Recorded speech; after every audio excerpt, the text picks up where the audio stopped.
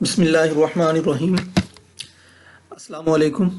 Welcome to my YouTube channel. हुकूमत पंजाब की तरफ से special quota Punjab educational endowment fund PEEF scholarships का ऐलान कर दिया गया है।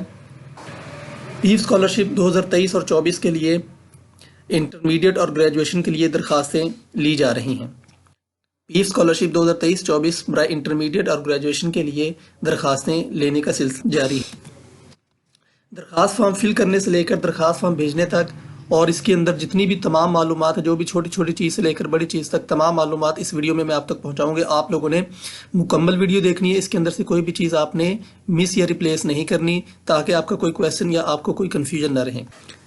इससे पहले कि हम मज़ीद आगे बढ़ें, आप लोगों से रिक्वेस्ट है कि मेरे इस चैनल को सब्सक्राइब करें, इसको लाइक करें और वीडियो को शेयर भी करें और बेल आइकन को भी दबाएं, ताकि जो भी लेटेस्ट इन्फॉर्मेशन इससे मुतल्लक हो, पीफ स्कॉलरशिप का स्टेटस वगैरह चेक करना है, इसके अलावा कोई और भी हो, तो आप लोगों से रिक्वेस्ट है कि वो आप लोग इसको लाजमी बेल आइकन को भी दबाएं और सब्सक्राइब भी करें। चलिए चलते हैं स्कॉलरशिप की तरफ कि हम लोगों ने इसके लिए कौन कौन अहल है, इसके लिए कौन अहल नहीं है और इसको अप्लाई कैसे करना है। तो हम अभी चलते हैं अहलियत बराए स्कॉलरशिप। सबसे पहले यतीम तलबा और तालिबात जिनके वालिदैन फौत हो चुके हैं, ठीक है, नंबर 1 उनके पास, अब ये जो तालिबात हैं इनके पास यूनियन काउंसिल से जारी करदा डेथ सर्टिफिकेट लाजमी होना चाहिए।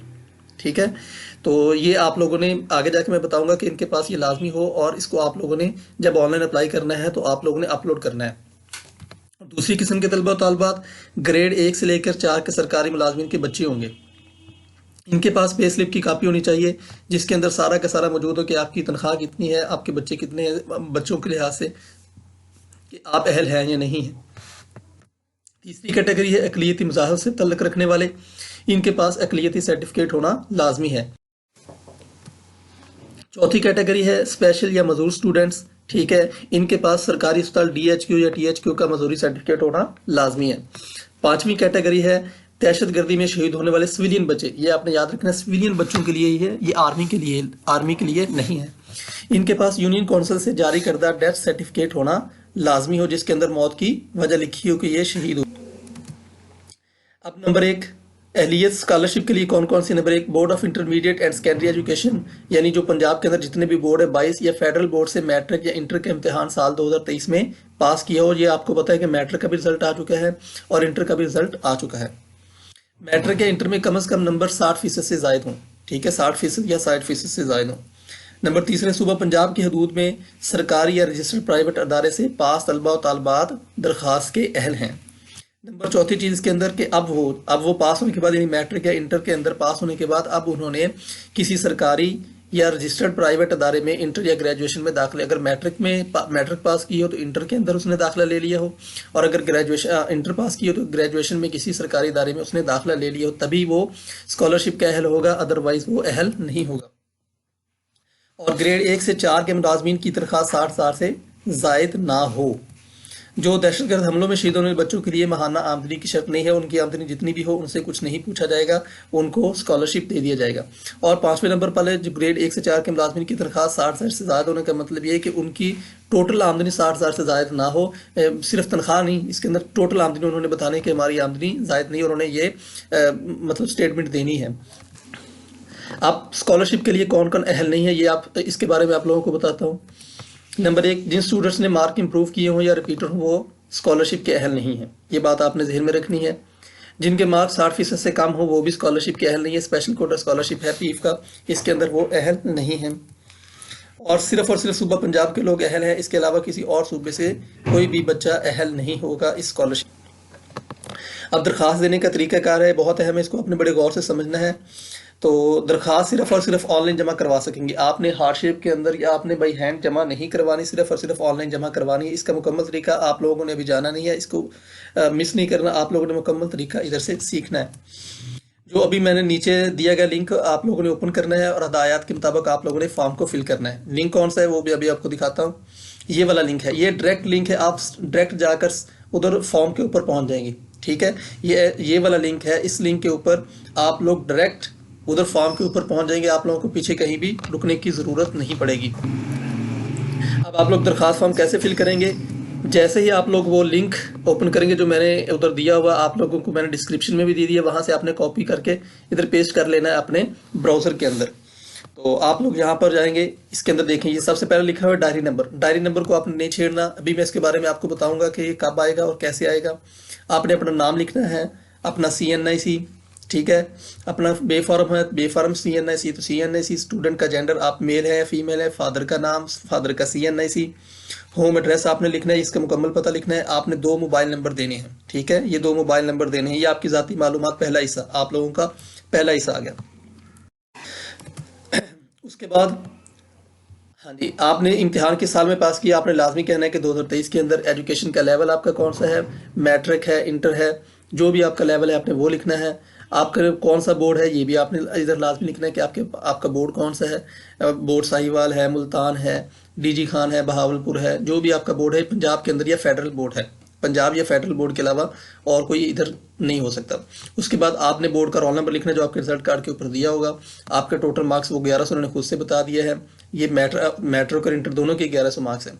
अच्छा, marks obtained not less than 60%, आपके मार्क्स 60% से कम नहीं होने चाहिए, अदरवाइज आपकी दरख्वास्त आगे नहीं जाएगी और आप इसके अहल नहीं होंगे। नेम ऑफ प्रीवियस इंस्टीट्यूशन, हाँ जी, अब प्रीवियस इंस्टीट्यूशन से मतलब क्या है कि आप लोगों ने मैट्रिक अगर पास करके आप इंटर में दाखिला ले चुके हैं तो आपने अपने पिछले स्कूल का नाम लिखना है, पिछले स्कूल का नाम लिखना है जिस स्कूल में आप पढ़ते रहे हैं, ठीक है, ये बात आपने ज़हन में रखनी है, जिस स्कूल में आप पढ़ते रहे हैं आपने उसका नाम लिखना है और उसकी आपने डिवीज़न लिखनी है कि डिवीज़न कौन सी थी, वो साहिवाल था, वो साहिवाल डिवीजन थी, वो मुल्तान डिवीजन थी, लाहौर डिवीजन थी, कौन सी डिवीजन थी। सबका दायरे का ज़िला आपने ज़िला बताना है कि मैं मिसाल के तौर पर ऐसा होता है ना कि कुछ लोग पहले मुल्तान में पढ़ रहे होते हैं, उन्होंने मैट्रिक मुल्तान से किया, फिर वो लाहौर में आकर एडमिशन ले रहे थे, इसलिए वो पिछले अदारे का सारा पूछ रहे हैं। तो सबका दायरे का ज़िला आप लोग ने अगर मैट्रिक जिस ज़िले से भी किया आपने वो लिख देना है, जिस तहसील से आपने की है आपने उस तहसील का नाम लिख देना है। Name and address of current institution, अब आप जिस अदारे में पढ़ रहे हैं, अगर आप मैट्रिक के बाद अब इंटर में दाखिला ले लिया है, आप इंटर के अंदर किसी कॉलेज में पढ़ रहे हैं तो आपने उस कॉलेज का नाम लिखना है, और अगर आपने इंटर के बाद ग्रेजुएशन के अंदर दाखिला ले लिया तो आपने इस यूनिवर्सिटी का नाम लिखना है या उस कॉलेज का जिसके अंदर आप रेगुलर एडमिशन ले चुके हैं, ठीक है। अब अगली चीज़ ये है कि वालदैन का पेशा क्या है। अब आप लोगों ने इधर बताना है कि मेरे वालिद क्या करते हैं, सरकारी मुलाजिम हैं या वो कारोबार करते हैं, कुछ भी आप लोगों ने इधर लिख के बता देना है कि मेरे वालिद क्या काम करते हैं, जो भी उनका पेशा है वो आपने इधर लिख देना है कि मजदूर है, ये बिजनेस करते हैं, उनका अपना छोटा मोटा बिजनेस है, जो भी आपने इधर लिखना है वो आपने इधर उनको बताना है। अच्छा जी, और मंथली इनकम आपके वालदेन की मंथली इनकम आप लोगों ने यहाँ पर लिखनी है। सबसे पहले तो वालदेन का पेशा लिखना है और उस हिसाब से मंथली इनकम लिखनी है, और आपकी इनकम 60,000 से ज़्यादा नहीं होनी चाहिए, ये आप लोगों ने अपने ज़हन नशीन कर लेनी है बात। आपने इनकम लिखनी है 60,000 से कम, ठीक है, तो आपने उससे ज़्यादा इनकम नहीं लिखनी, नहीं तो आपको स्कॉलरशिप नहीं मिलेगा। अब आ जाता है यहाँ पर काम, ये वाली चीज़ें बहुत अहम है। स्पेशल कोटा कैटेगरी इन्फॉर्मेशन, हाँ जी, अब आपने बताना है कि आप माइनॉरिटी कोटा से हैं, आप ऑर्फन कोटा से हैं, बेसिक पे स्केल आपका स्पेशल चिल्ड्रन है, या आप चिल्ड्रन ऑफ सिविलियन हैं।